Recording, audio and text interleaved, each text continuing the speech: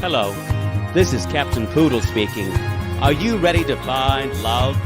Yes, ahoy, matey. Love. Do-do-do-do. Exciting and new. Go online.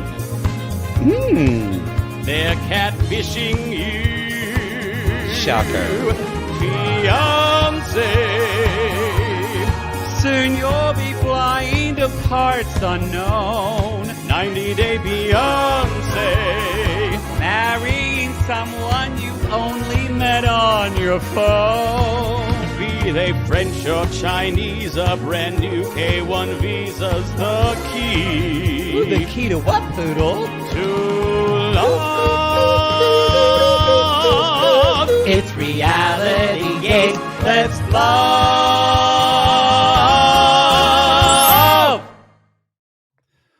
Do. Ask us anything. I feel like this is Q and gay. That's Q- how we're branding this. you didn't tell me we're calling it Q and gay. I have been saying that. You have? Yeah, like 4 weeks. No, you have not. In fact, I even called the email I sent you Q and gay. I don't read emails. Y'all, welcome to our Q and gay. Welcome to our Q and gay. It doesn't work. I feel like I'm stripping in front of everybody. Don't you feel like we're showing them? No, I'm just annoyed that you can't get my branding. Ooh, they're seeing that. Ooh, they're seeing my chest on the intimate portrait right now. As much as I plan, and I just give you everything, it's right there in front of you. You just can't get the branding. You know what? I'm not gonna fight back at you because y'all. Poodle is in some boarded up South Carolina spa or room in South Carolina, and she's got it's so that she's got her vodka in a solo cup. No, I don't have I have bad white Kim Crawford wine because of blue laws in South Carolina, bitches. You should have checked your bags and put vodka in it. No, it's fine. I'm drinking my father's homemade wine, which gets you both kind of like a little like giddy, but it really bothers my acid reflux. Wow. And it's sweet and it's kind of good. And so I'm a little tipsy on homemade hooch. How is everyone? How is the Muffin report? Muffin is in the other room currently. Muffin is doing okay. She has settled down a little bit. We were playing with her ball earlier, and she doesn't drop the ball. You have to wrestle it from her, and she tries to bite you. Oh, it sounds like you. Yeah, but it's whole you with house, dicks. Yeah, the whole house kind of tiptoes around Muffin and her wants. And Muffin sleeps most of the day, and then barks at night, which is fun. Yeah. So everyone is great. I'm seeing my brother and his kids tomorrow, and today I helped my father buy a brand new pair of wading boots with felt on the bottom for fly fishing, which is one of his favorite things to do. Oh. Well, I say I helped him, but he basically pointed at the iPad and say, that's the one that I want. And then I point to another one. I'm like, okay. He's like, oh, but let's look at that one. It was an hour of looking at things and me telling him what it said. And then I swear to God, he's like, oh, I'll just go into a store and try them on.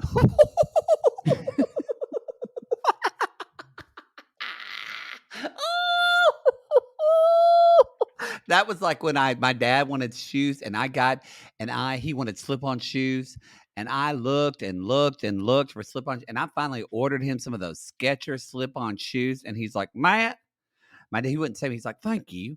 And then I came back. I went back to California for a week, and I came back, and someone else was wearing the shoes, and I was like, oh, I said, Dad has some shoes like those, and he said, the guy said, yeah, your dad, Chelsea gave them to me. And I went, he gave you his shoes? He said, yeah. And then My Aunt Darla bought him the same shoes in the same colors. And he said, God damn, Matt, these are the most comfortable shoes I've ever had. Oh, I don't, oh. they're the same shoes.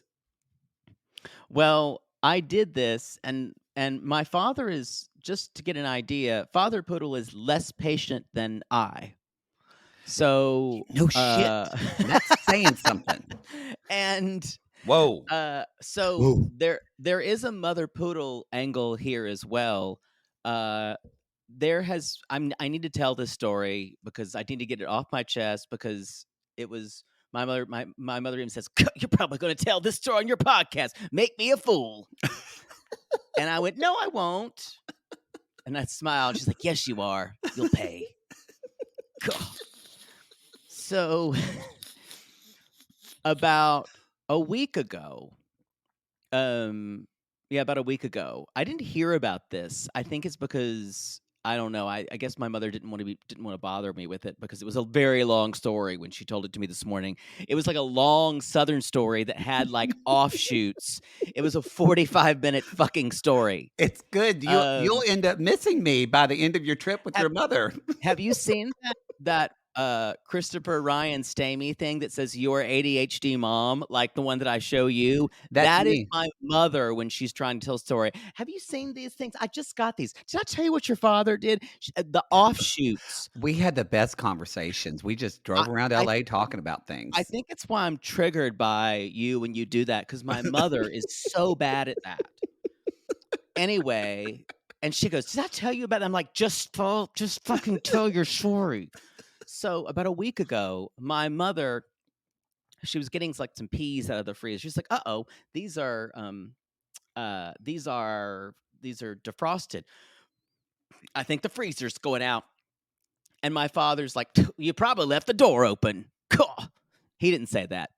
And my mother's like, "I didn't leave the door open because there's an alarm. It's not my fault. You can't even hear it because you can't hear." And if you're watching the intimate portrait, he is getting you are inhabiting your parents right now. I'm so scared. Like it's. I also showed my father closed captioning tonight because he keeps it so loud. And my mother went and threw up her hands like this. She was so happy that you put it on. Yes, it's so loud. Anyway. Does he not wear a hearing aid? He does, but he doesn't like to wear it. Yeah, he does, and he still cups his ear behind his head like that, and it looks ridiculous. So, anyway, to make this long story short, it's already too long. My father accuses my mother of leaving. She's like, "I did not look in the refrigerator. It's still not cold." And my father's like, "Well, look at that. We'll have to go to the go." My mom's like, "I know exactly the kind of refrigerator I want. I want this one, like an LG one." And my father's like, "Well, we'll see what they have at a place in Pickens, an appliance store." And my mother's like, "I don't want to go there." And so, because my father knows the person at this appliance store. So it's all about small business. And they both went there together. And my mother's like, "I didn't want to go with him. You know what shopping like with him is like?" So my father's asking this guy about the thing. And of course, he's only talking to my father. Yeah. And my mother's like, "I measured it. The height of the refrigerator is 69 inches. And the guy looks at my father and goes, "Oh, is it 69 inches? And my mother's like, "What? That's what I said. I told you what the thing was." And he's like, "But to be honest, sometimes, ma'am, some women don't know how to measure their refrigerators." And my mother said, "Well, I'm not some woman, so you can get me the manager right now." Yes, Mother Poodle. In this case, I respect her being overdramatic. "I can only imagine what would have happened at this moment." My father said, "You should have seen your mother's face when he said that." And you know what? Hopefully that stupid man will never say that again to a woman. And my mother said, "I know how to measure a refrigerator. How dare you think I don't know how to do that?" Cool. So Good anyway, for her. the manager comes over and sells them on this shitty Whirlpool refrigerator that is awful. Oh no. And my father's like, well, this is the kind we can pick up today. All these others that we can't get today. So they've had it for 4 days. My mother keeps looking at it going, I hate that fucking refrigerator. It's awful. And it is. It's ugly. And it has very few shelves. And I walked in and I was like, what the fuck is this? And it makes really loud noises for the ice maker. And my mother, you'll hear, my mother will go, call. So every time the ice maker makes the noise, my mother goes,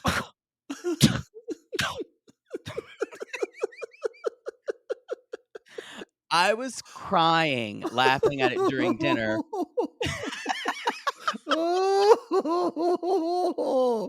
And I said, Mom, you should just tell someone, do you want a refrigerator? Here's how much you paid for it. You take this. She said, I paid $1,200 for it. And I said, just tell them you'll take $1,100. It's 4 days old. Someone will buy it from you, or $1,000. I said, then you'll go buy whatever you want. And when you get it in, and she's like, well, I might do that, but I don't want to lose $200.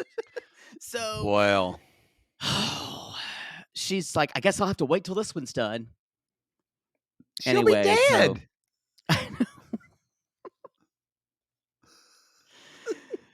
So that's how things are going. That's the news from Lake Wobegon. How long are you going to be there? Till Thursday. But it's a very short trip. I'm going to Mexico City. And then my traveling companion, who everyone wanted to know about. Y'all, let's make it the thing now. Look, because people ask me, y'all know, some of you still are like, is Mattie single? Where have you been, girl? Where you been? Like, that's pretty clear. That's a shame, because my first question was going to be, is Mattie single? Yeah, that's what Jake doesn't know. Yes, I am. And Poodle is dating someone. Here's the deal. Why it's not because, yeah, it's our private lives, but also to the people we involve ourselves with. Unless one of us decides we want to start fucking, unless Ronnie and I start fucking from Watch What Crappens, and no, that's not going to happen. He's my good friend. The people we involve ourselves with don't want to be in public lives. So that is really why I appreciate y'all wanting to know the details of my breakup. But I don't want to share that because he's not a public person. I can just tell you that I'm no longer a fan and I've moved on. So that's what all you need to know. And I'm trying to ruin his credit. You are. Anyway. So yes. So thank you for your interest, but we're not ever going to talk about those things in detail because of those people. And by the way, if you're on the infant portrait, you can see this weird, as Misha style, 2 globes behind my head that is a reflection of a ceiling fan. And I'm in my very dark room. There are no dead animals, though, because they got rid of them all. I was very happy about it. Yeah. I have to tell you this. So I went to see the Indigo Girls last night. Where? We went and saw it was at Cal State, CSUN. I had a sissy. I didn't look at my phone. A sissy messaged me on Instagram and said, this is weird, but are you at Indigo Girls? And I didn't see it till later. And I was like, yes, bitch.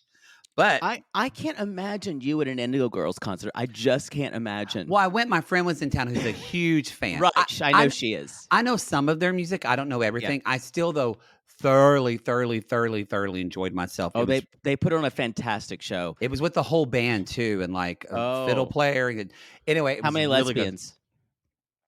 Good. Quite a few. Quite a few. It was great. But I got to tell you, they put on a great show. I've seen them. Glennon, Doyle, and Abby Wambach were there, and I freaked out. Of course they were. I freaked out. I will tell y'all this. That podcast helped me get through. There's a great episode with Jen Hatmaker. I love that one. that talks about being codependent, and that's where Yeah. I kind of recognize a lot of you have actually asked, like, you appreciate that's a great episode to listen to if you want to know kind of like the breakdown of codependency. It's 2 parts actually, but I completely, like one of our sissies do to us, which I always appreciate, I completely fanned them both and told them what they have done for my life, and they were both so sweet. And I gotta say, And then a big guy punched you in the face and put a bag over your head. I wish, because I'll tell you this, Abby Wambach is fucking tall and hot as She's very fuck. tall. Yeah. She is chic. Oh man. I was like, just pick me up and take me away. That is a handsome, beautiful woman. I was into it. I don't think she's your type, or you're her type. Fine. Let's just do this. AUA, ask us gay, dick in my ass. What's Q it called? and gay. That's really good. We should use that. Q and gay. I take so much pride in trying to brand, and you just flop through anything like you're just cannonballing into a pool. I'm just trying to create dives that make zero. God. Ask your first, y'all. This comes from, if you don't know what this is, we are currently on vacation right now. Mhm. And it's the week of July 4th. So you're Mhm. hearing that then. So This is our first of 2 parts of our Q and gays. We're recording it a little bit earlier, so I'm still home. But this is kind of this is questions that you guys submitted, either Supercast or Patreon. And you guys could submit those, and you guys had a lot of other good questions. And I also have a couple questions from previous, The last one, the holiday Q and gay, or the holiday. We did call it an AUA that time. Yeah, we did. Oh, I want to say too, a couple people asked you about how to give a good blowjob. Listen to that last Q and gay we did in December, because we went into it thoroughly. In an extreme graphic detail, actually. We did, yes. Like so much so our mothers would scream and yell, no, no, no, no, Yeah. no, that's my baby boy, and sob in a corner. I don't think my mother would say that. Chaper, don't do that to me. I am drinking out of a solo cup, however, if you're on the intimate portrait, because that's how my parents do when I'm here. That's what people in the South do. It's solo cups. Okay, y'all get the aluminum ones. It's no plastic. I'll let you tell my parents that. Well, I just say, well, Mother Poodle, that plastic's going to be there when your great-grandchildren's children's going to be there, and that aluminum would go away. Well, I'm old. That's what they would say. All right, let's jump into this. Poodle, what's your first question? I'll let you start. Okay. This is not exactly. People did ask this question, so I want to more than once. Mhm. People are saying, when are you going to announce tour dates for 2023? We're waiting on those. We are in contact with our tour manager. That will be, pay attention in July, because that's when we're probably he's gonna get back to us. We hope, yeah. But we are planning on touring in the fall. We are. So I would say start looking late July, August. We'll let you know. We are. Yes, we are planning on touring in the fall. And some people are saying, are you planning on coming to Canada? That is definitely a plan. We're definitely hoping to come to Toronto for sure. Yes. So. Yes. All right. But a couple people had asked that. So we are touring. We love touring. We love meeting you. I even love meeting you. You do. We love it. I never thought I would. But she does. I also want to say, someone asked, I think this is important. They said, in the theme song, is it yes, ahoy, matey, or with a boy, maybe? And it's driving me nuts. And I got to say, I kind of want to change it now to with a boy, matey, but it is yes, ahoy, matey. When do you say it? I don't listen to your part. I tune out. Same. Love. Exciting and new.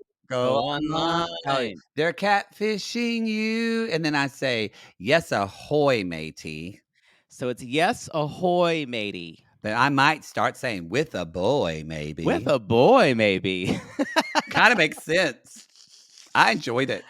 I think I prefer him with a boy, maybe. I kind of like it. We'll see what I do on the tour. They're catfishing you with a boy, maybe. I kind of like it. Makes sense. It makes lyrical clues. sense. Yes. I enjoyed it. Wow. Yes, ahoy, matey. That just tells you have bad diction. So we'll need to work on that. Wow. Knew that was going to come back on me. That actually gets into a question that I want to answer. One says, Poodle, where did you get your love of language, grammar, words, etc.? I very much enjoy it. And they say, although I am an English teacher, I'm going to tell you this. Mother Poodle loves words, and Mother Poodle, when I did not know what a word was when I was very young, bought me, instead of me asking 1,000 times, what does this word mean? My mother said, Chaper, I'm going to buy you a dictionary so you can look it up. And it was a whole magical thing to you in this book. My mother bought me a children's dictionary, which I immediately proclaimed, this is for babies. And threw it at her. And then I got a regular Merriam-Webster when I was like 3 or 4, and I literally would read the dictionary because I was obsessed with words, clarity, specificity of and I was obsessed with how many different words, how they meant certain things, and how one word you could describe it this way, but it was more negative, and one word was positive. So I've always, as someone who writes, I've always been obsessed with words. Words. I'm so sick of words. I can't sing with you because we're remote, but go. We're remote, but I love words. I love grammar. I love because I think what's without going on my soapbox. Jesus. I think what sometimes goes away with text speak and autocorrect and Grammarly and everything else is the idea of being able to talk to each other in a way that is artful, and in a way, because people used to write letters, and artful conversation is going away. I did think about that when watching Indigo Girls, that Emily is a fucking poet. Oh, she is. Her lyrics are, some of them are just, and to watch her speak them, I went, this is a rarity nowadays. You don't see this as much. Well, you see, those lyrics are extremely poetic, that they use, but just the way people used to speak, and the way people had and I'm not saying there's nothing's how it used to be. But when you ask someone, even some of these shows we watch, they're like, what do you like about us? And they're like, it's just vibes that no one can really describe. No one can be specific with their language anymore. Mm-hmm. And either they're worried about someone thinking that there's some type of weirdo by using a word like, I don't know, you're the way you appear in the morning light. I like that about you. Because if someone said that to me on a reality show, I'm like, that's weird. But I just think I don't know. I feel like something is dying. I think it's already dead. Yeah, I agree. Yeah. But so that's why so Mother Poodle was at the root of that. And I love words, because what else do we have? We otherwise it's just grunts and sex noises. It's gotten me pretty far. It's gotten me this far. I mean, we're both doing okay. What's your next cue, and which we will provide the gay? All right. Somebody asked, what is the name of your favorite teacher, K through 12? Did you get any inspiration from them? Ooh. My favorite teacher was Mrs. Kurtz. We called her Coach Kurtz. She's the one that did. Remember that she was our speech teacher, and I just Yes. saw who was it? Some celebrity. Um, oh no, David Bignal with Bignal. I can't say the anchor from CBS, and he was talking about a speech teacher. He's this gay anchor guy, as news anchor. I don't think you're saying that right, but I've who? been Bignaud. I never say his name right. Anyway, Can you he's a spell it? Beagnaud. I don't know him, but yeah. Anyway, I think Benyo, probably. speech teachers in general are highly important. Every school should have one. Don't get me started on that because kind of what you were just saying, people not kind of literally exactly what you were just saying. People don't know how to speak. Mrs. Kurtz, however, Don't know she how to was express ourselves. yeah. Mrs. Kurtz was super intelligent, or is super intelligent. She's still alive. She lives back in Oklahoma, and then another part time she lives in Creed, Colorado during the winter months. But anyway, she always drove a Pontiac Grand Am. Don't ask her about it when they canceled the car. She was very upset. She would get a new one every 4 years. She was very upset when they Wow. discontinued that car. She wears Shalimar. That's one when I smell Shalimar, I still think of her. But she had long red hair and she had glasses, and she was someone who was very dramatic. Very dramatic. Like she said, to the time that she was T-boned in a car accident, she said, and half my face fell off. I was so pissed off at the driver. I was screaming, "You idiot!" And I looked down, my jaw's just dangling, but I kept yelling at that asshole. Without a jaw. Without a jaw. So she didn't say asshole because she was teacher, but she taught English and she taught speech. But she is literally and she really changed my brother's life too, and a lot of people in our world, because she was the first. Like, she has me a keychain that she got me, that on one side it says The Star Is Born, and on the other side it said Broadway Bound. And she was kind of the first person, because y'all, my parents said I could do whatever I wanted to do, but and I don't mean to say they But weren't she saw supportive. you. She saw it because my parents, I they totally didn't get it. they don't know what it meant for a They- kid to be on theater, Broadway. They didn't get it. They didn't know how to talk to you. Yes, and Yeah. Mrs. Kurtz basically said, "You have the talent to do this and be someone who's a performing actor. You're not only a star because you're some magical thing, but you actually have the talent, you have the passion, da da da da." But what I remember about Mrs. Kurtz the most, This has already gone on longer than I thought it she would. loved Jimmy Buffett, and Miss Kurtz was she didn't like to be in the room alone with kids because she's like, I don't want someone to say, she goes, ah, she always puts her hand on her head. She's like, I don't want them to think I'm touching somebody. So she would make like 3 kids be in the room and all this kind of, so it was a very big deal if you ever got to be alone with her, because that means she trusted you and your family. So we rode up, just me and her, to the state speech competition at Oklahoma State. It was my junior year of high school. Miss Kurtz also couldn't drive worth a shit. So we're driving down the interstate and we're listening to music. And she's like, Matt, do you know Jimmy Buffett? She loved Jimmy Buffett. And I was like, I really don't. She's like, oh, Mattie, so The great. parrot head. Yeah. So she starts playing Jimmy Buffett. And we're listening to, we're like, cheeseburger and paradise. We're listening to everything. And then that song, Come On, Let's Get Drunk and Screw, comes on. And Mrs. Kurtz doesn't think about it because it just goes into the next song on her cassette tape. So we're just sitting there. And so she's sitting there singing. And then, like, out of the blue, she like gets to the chorus and she's driving. She goes, come on, let's get drunk. And she looks over at me and mouths, and screw. And she goes, ah! And she takes her hands off the wheel and puts them on her head. Our car swerves over like 2 lanes of traffic. There's a truck that like swerves and almost flips over. We go in the grass. She grabs the wheel, centers it back. She pulls to the side of the road and she looks at me. She's like, don't you dare tell Superintendent Scott I just sang this song in front of you. He'll fire me. And with that, we're going to take a commercial break and be back with my teacher.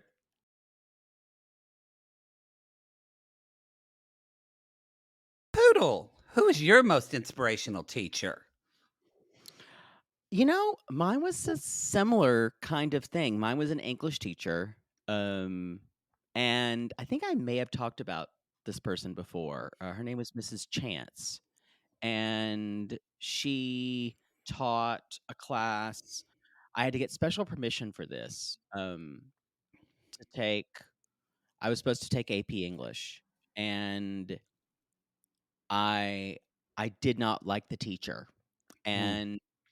and I was like, do I was supposed to, because I'd taken it. I was on the track to do AP English, and but I want to take this class called World Literature because I heard from other people it was wonderful, and you got to do a summer. Not only did you do a summer reading list, because you had summer reading for your other courses. Did you have summer reading? No, they never gave us Really? summer never. Not in Oklahoma. People had to work on the farm or play baseball. I had summer reading every year. No, my mom would take me to the library. I would do summer things there, but not our school. I'm telling you, We had summer. I loved summer reading. no one loves summer reading. No other boy loves summer reading, Poodle, but I'm I proud for you. loved it, and I dreamed about. Oh, I read Pride and Prejudice, Return of the Native. Oh, Wow. but anyway, we had summer reading, but we also had summer movies. We had she got me interested in foreign films. We had to watch. That's when we watched. I had to watch uh, Dr. Zhivago. I watched Lawrence of Arabia. I watched that was Babette's Feast. I watched all this. Obviously, was not porn. Gandhi, big movies.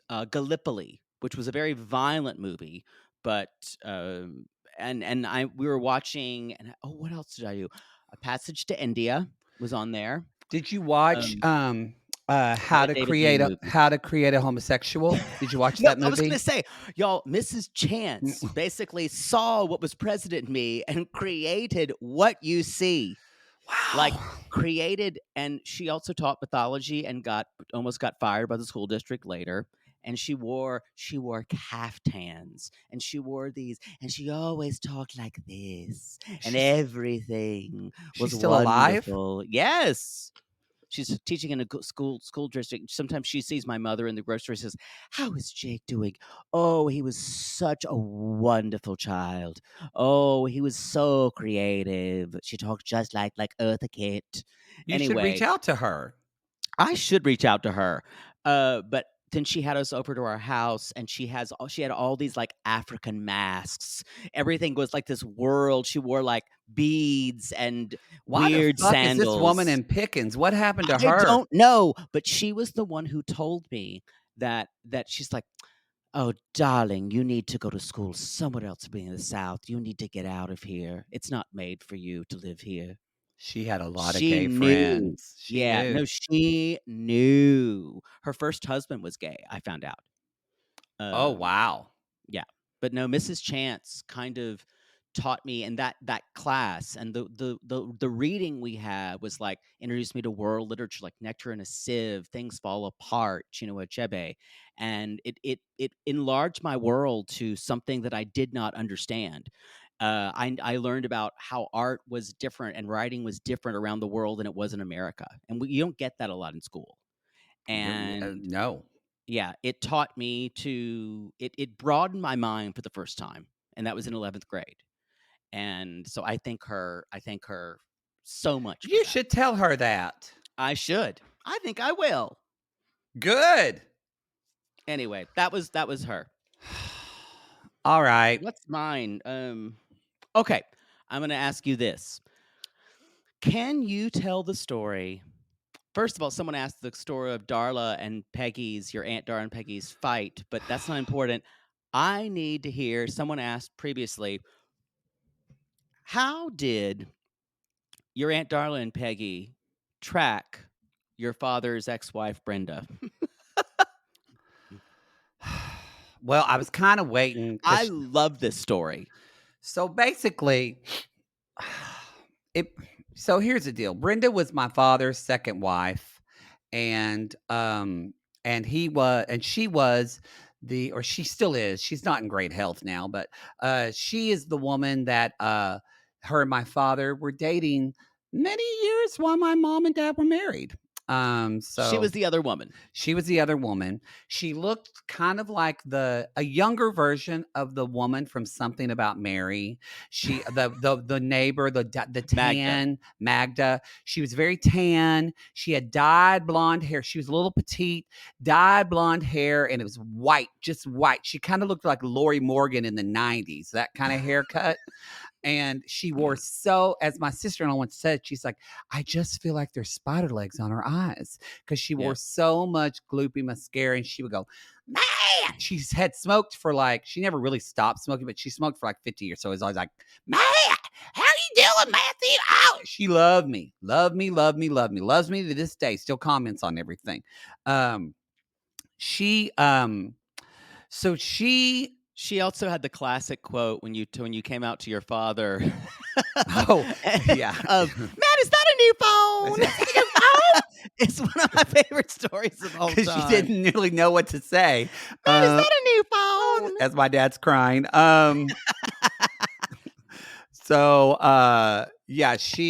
She also told me, I really need to remember. I'm going to say this is a true Southern tradition. I don't know if I've told this story before because I missed it at Christmas.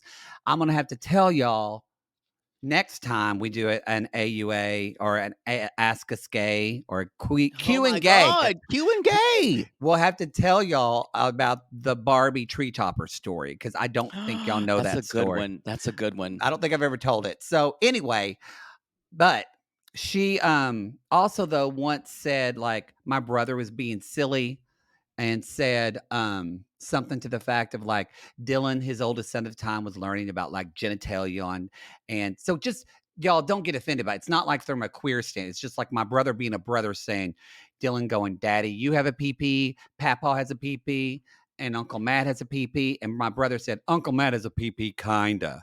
And it was just a joke. I laughed. It's like a brother just, Yeah. And so then Dylan said that and we laughed and it wasn't a big deal. And which that's all that was said. It was not ever brought up again. But Brenda jumped right in and said, Nuh-uh, Dylan, your Uncle Matt has a super duper big PP. And we all went, what the fuck?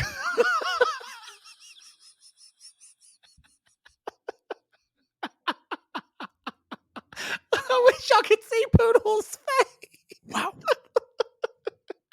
Wow. Anyway, so that was Brenda. Y'all, just bless her heart, dumb as a box of rocks, just not really that intelligent. But I do think it's my dad's love of his life. And but my dad fucked that one up. So anyway, so he fucked that up. They're getting divorced because, Dad said it's all about the money and all this shit. And so this is what happens when you divorce or break up with the Mar. Even when I broke up with my ex, all my family was like, it was about the money. They want your money. That's what Amar always says. They want your money. Aunt Peg. So that's the deal. Aunt Peggy, Aunt Darla, Uncle Andy at the time, they're all like, she just wanted that Mar. We're the fucking Ewings of Dallas. We don't. Yeah. We're none of. No, that's the Taliaferros. That is true. That's a Taliaferros. That is true. We weren't. Well, Aunt Peggy's very rich, but the rest of us weren't. Well, so. Anyway, all about the money. Well, my dad tries to get everything signed, the divorce, and not go to court and do it all pretty good. Well, Brenda wasn't having that. Someone spoke in her ass. They think probably her sister Dana, and got in her craw. And so Brenda took my dad to court. And that's the only way you can get the money. Yeah, with Judge Tate and everything, which I knew Judge Tate because I was rubber face when I were in Showboat because he was Gaylord. That we could make believe. Yeah, yes, yeah. I love Judge Tate. I don't know a lot of judges who are also operatic baritones and tenors. Oh, he had a beautiful voice. Great. It was weird because he was 55 and the woman playing was 24. Because that's just what you got in musical theater land. He was the only man who could sing it. Anyway. Oh, good. He was great. So Judge Tate was Queenie wasn't mixed race, was she? No, it was an actual black woman. Oh, okay. Wow. Wait, is Queenie the one that's mixed race in the Yes. show? Oh no, that was Vicky Gelona, and she wore fake tan. She's white. She was white. Ooh. She was real white. But there was another woman who is supposed to be a black woman, and they did have Yes. one black woman for that role. That's something. Yeah, but no, Miss Gelona, who I still love, wore fake tan. Yeah. She owns the theater now. Remember when we gave money to different theaters? When Sissies Yes. raised money, we gave it to Yes. her theater that runs and teaches, and they have an LGBT scholarship there. Yeah. So anyway, so the divorce is public, y'all. In a town of Ardmore, all the shit's coming out in court. Well, Peggy and Darla, and my cousin Kelly, which is Peggy's daughter, said, we've got to fix this woman's hat, and said, Chelsea, you got to get ahead of her on this. So It was. I'm sorry. You're right. It is Queenie. Magnolia is the mixed race woman. Queenie is the black woman. Queenie is a black woman, just like on Lalu, Queen. Yes. And Queen, that woman kind of looked like her. Yes, Miss Gelona played Magnolia. Mhm. Anyway, so Aunt Peggy and Darla said, we're going to fix this. So Brenda had moved out of the house, and she was living at the Oakwood Apartments or something like that. I forgot they were called. But here's the deal, is my dad had bought her car. So Yes. technically, my dad still... Brenda forgot that my dad had an extra key fob to Brenda's Cadillac. So what they would do is, and you've heard this story, I think, from my aunts themselves. Yes. They decided, they drove to the Oakwood every night. They would go in there, and they would, there was a little area, they would boop boop the car, and they would go and stick a voice activated or a recorder underneath like this little, like the center part console of the car, and they would record her entire conversations in her car. Yo, this is cuckoo magoo. And every night, my dad wouldn't go to bed. My dad always went to bed at 9:00. He was so tired, he stayed up till midnight, because every night he'd grab Darla or Peggy, and they'd go up to bed. Aunt Peggy would always dress in black and wear sunglasses in the middle of the night.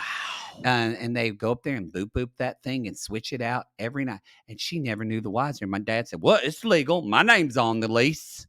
Because he paid for it.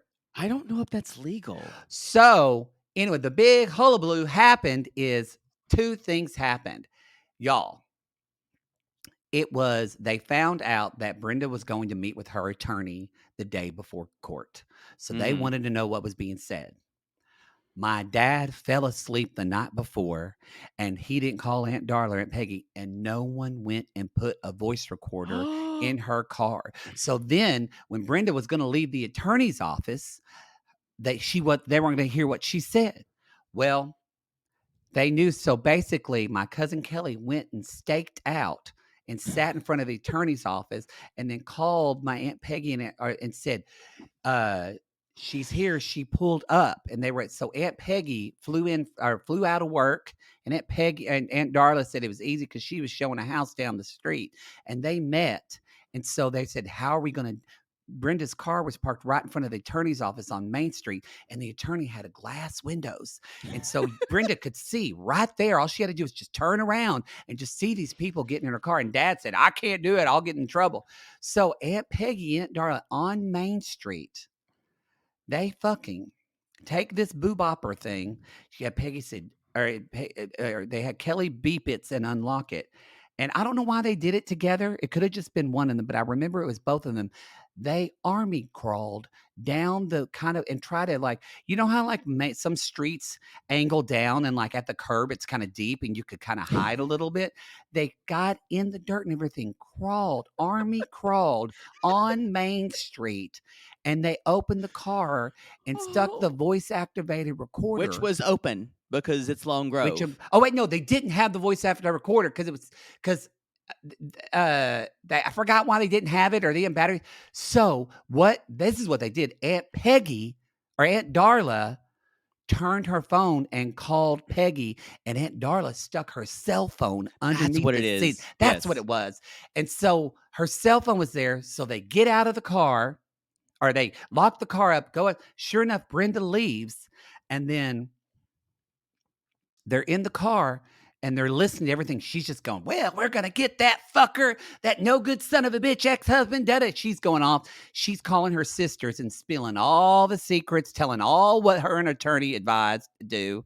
Meanwhile, she's like, and they don't even know, those sisters, those bitches, those sisters don't even know that I got pictures of everything in that house that I deserve, and I'm going to get it. Well, Aunt Peggy was listening on one phone, and so she called my cousin Kelly, called Kelly on another phone, and she's like, she got those pictures, or she has pictures of the house. And Kelly said, I bet they're at the Walgreens or the Walmart. I'm on it. Because Brenda was on her way to go get the pictures. So my cousin Kelly raced in her car, went to the Walgreens, went in and said, yes, I'd like to pick some pictures up for Mar. Brenda. For Mar. Because they didn't. No, she didn't say Brenda. She just said Mar. And they handed her the pictures right there because they was under the name Mar. Didn't even ask. My cousin Kelly paid for the pictures. And then cut to 10 minutes later, Aunt Peggy and Darla and Kelly are laughing, listening on the phone because they hear the car door slam. And Brenda goes, they got the goddamn pictures. I bet it was that bitch of a cousin they have, Kelly. I bet it was her. She does shit like this. Well, so anyway, the next day they go to court. And my dad knows everything they said, they counteracted with. And so she ended up getting nothing. And even when she went into her car afterwards, because by this time they put the recorder in the thing that night, she said, I don't know how they know everything I'm doing. Well, cut to, they got divorced like a week later. She had to move her shit out. And Aunt Peggy pulls up because Dad said, don't come over here, Peggy. Don't do it. Darla was working. And Peggy said, I won't. So Peggy, of course, rolled up in her Lincoln Town car. That's what she had at the time, one of those big old Lincoln Town cars. Rolled up like a goddamn boat. And she pulled up and she kind of walked over there like my grandma. And Brenda said, well, what are you doing here? And she said, I just came to see my brother. That's all I did. I just came to see my brother. And Brenda said, well, you don't need to be here. She said, Chelsea, can I be here to see you right now? And Dad said, fine with me, sis. She said, okay, I think. And Brenda said, well, I'll just call the police and tell them to get you off my property. Aunt Peggy said, I was at court last week, and the last time I heard, Judge Tate said, it ain't your sister, not anymore. And Aunt Peggy said, or then Brenda said, you're nothing but a bitch. And Aunt Peggy said, well, you're just nothing but a tarantula-eyed slut. And so they started to not physical, but words fight. And so Brenda called the sheriff. Or called the police. She called the police.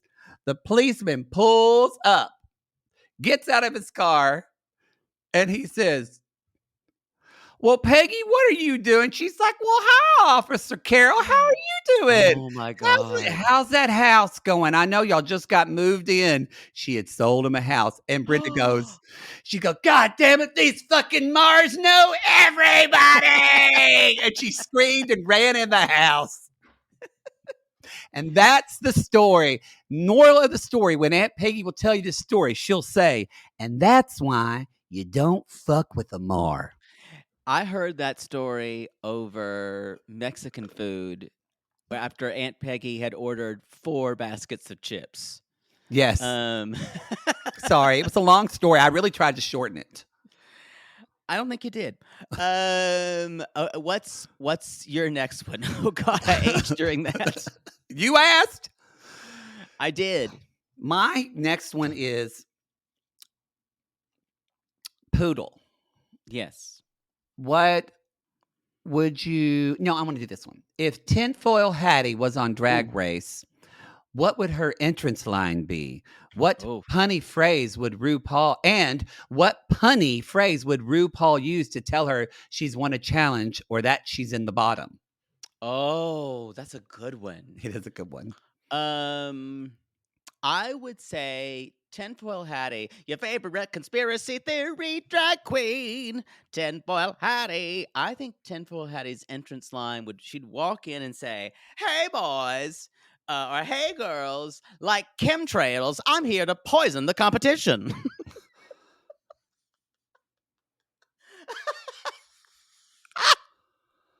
Wow. I'm sad we asked that.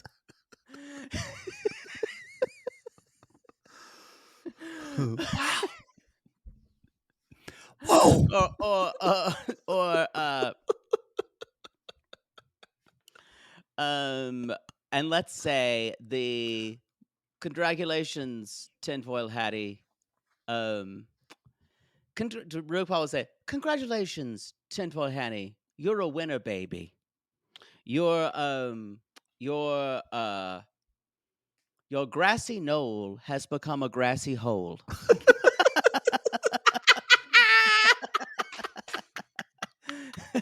And there were definitely several men there. And there was definitely a second shooter. There was a second shooter. Or a third.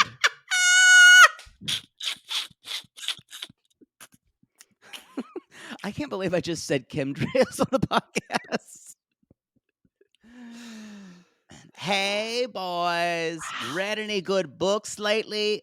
Guess what? They're all banned.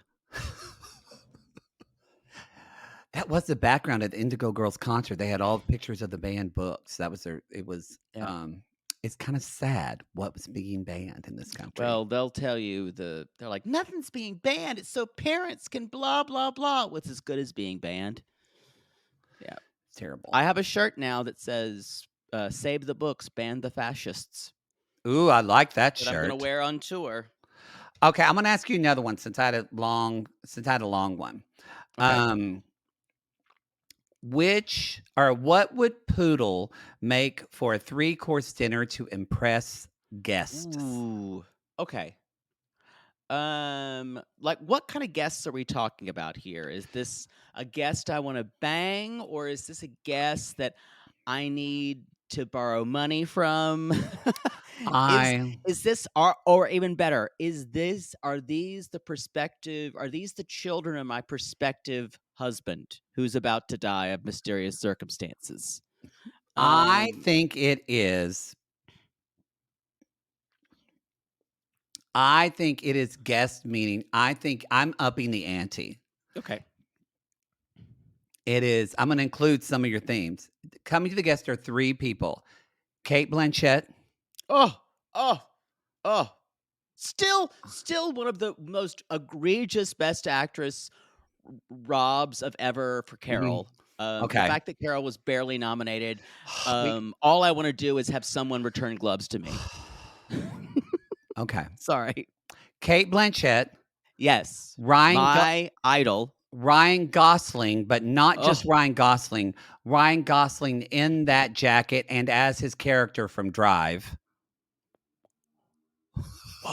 Whoa. I did not expect this. And Whoa. Danny DeVito. Why Danny DeVito? Who doesn't love Danny DeVito? I'm sure he'd be fun. You know what I'd start out with? I'd definitely start out with a light soup course for Cate Blanchett because she'd be wearing some type of diaphanous dress. This is true. Or just something that made her look like a goddess because that's what she fucking is. She is. And I think I would go with a.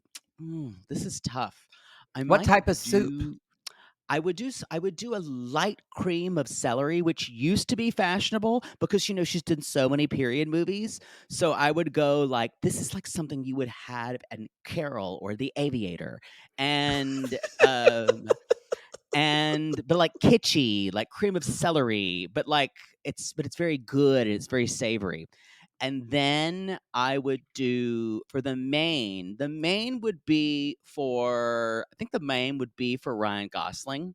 Okay. And it would be, he's Canadian. Mm-hmm. So I think about game. I think about maybe seafood. You know what? It's seafood because everyone's gonna like it. So we would do this is it. We would do a Dover sole, really like classic, also kitschy. Boy, this is the theme. We would do a Dover sole, a really nice, like with lemon, with white wine butter sauce, super luxurious. Mm-hmm. Maybe some asparagus on the side, but because we're gonna fuck after the I just wouldn't taste his Not cum. asparagus. So- Yeah, you don't want to do that. I just don't want to eat it. It'll go somewhere else. You can do a broccolini. No, it's asparagus. It needs to go with the Dover sole. Yeah. And for Danny DeVito, for dessert. That's true. You can't taste with your asshole. You won't even know the difference. That's true. Exactly. And for dessert, mini chocolate mousses because he's tiny. I love that. Because you can't do better with chocolate mousse, and it's not a huge filling dinner either. I love that. That's what I love would that. make. I'm telling y'all, a Dover sole is, if you've never had really good sole or really good whitefish like that, it's delicious. It's one of my favorite fish dishes, even though it's very kitschy and old school. Dover sole. Dover sole. Don't know her. Yep. Y'all, that's it for our part 1 of this. Yay! We're going to have part 2 coming up with more of your questions, more of your burning venereal questions.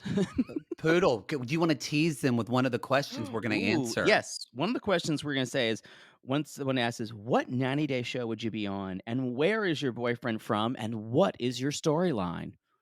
You want to tease?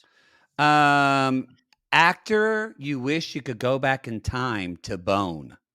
God, I have such a long list. Don't you answer it yet. Okay. You think about it. And we're talking about musicals. There's also a thing about musicals in the next. Yes, we're going to get, some of you did ask several 90-day questions, so we're going to talk about that and a little bit more. All right, everybody. We will see you in part 2.